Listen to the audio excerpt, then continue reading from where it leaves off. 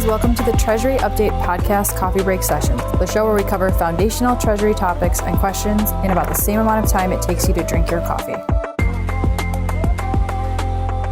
This is your host, Alexa, joined today again by Craig Jeffery, Managing Partner at Strategic Treasurer. Welcome back, Craig. Hey, Alexa. It's good to be here again on the Coffee Break Sessions. So today we're going to cover a little bit about operating accounts. So, Craig, what are operating accounts? These are regular bank accounts. They're just regular bank accounts that are used for all kinds of activity. Think of them as a multi-purpose account. Okay. So then maybe a little bit more specifically, what are they used for? What are some of the multi-purposes that they might be used for? Yeah, so as a catch-all or multi-purpose reason, this would have activity related to deposits, inflows, as well as outflows. So it's an account that handles everything. Smaller companies usually start off with this type of account structure. Once you reach a certain size, or depending on the activity you have at banks, you move on to concentration or header accounts. So any operating activity, the basic collection and disbursement activity of business flows through these accounts together. Okay, so maybe you could talk us through some of the examples of what operating activities might look like that come through here. I know you said deposits, inflows, or outflows, but maybe we could dive in a little bit deeper there. So on the deposit side, people are originating RTGS or real-time gross settlement payments in like wires. Could be EFTs in the U.S. People think of those as ACHs. And for those regions that have paper-based items like checks, et cetera, those would move into this account either directly or through lockbox services.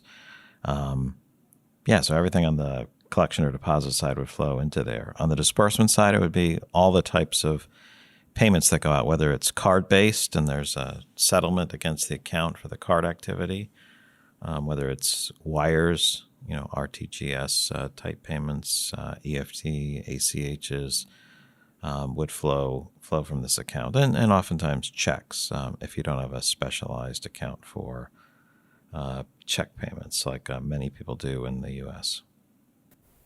Okay. I heard you say RTGS a couple of times there, and I know you defined it at the beginning, but do you want to maybe just talk through what that stands for one more time? Sure. Like the real-time gross settlement. We think of this as close to, not as close to immediate because of some of the delays that happen with credit and validations and sanction filtering. These are wire, usually close to immediate, irrevocable transfers, usually settling through one of the central bank systems, like in the U.S., the Fed, for example, settling these in an irrevocable manner. Okay, that makes sense.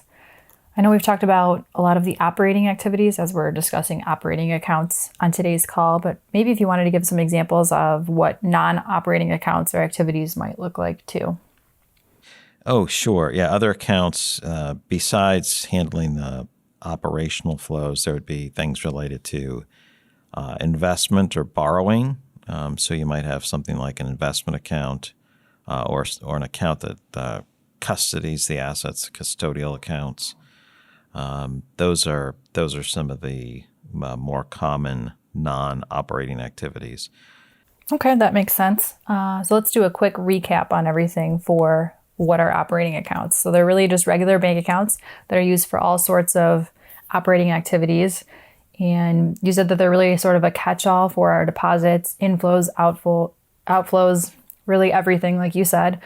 And traditionally, they're started with the smaller companies starting with this. And then as companies expand or grow or maybe different business units kind of develop, they might switch it over to a different operating account bank structure.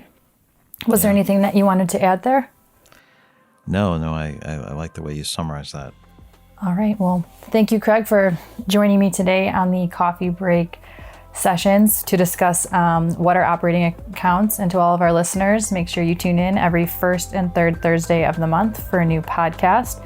And as always, we love to hear your feedback, comments, or questions. So you can send us an email at podcast@strategictreasurer.com. Thanks again, Craig.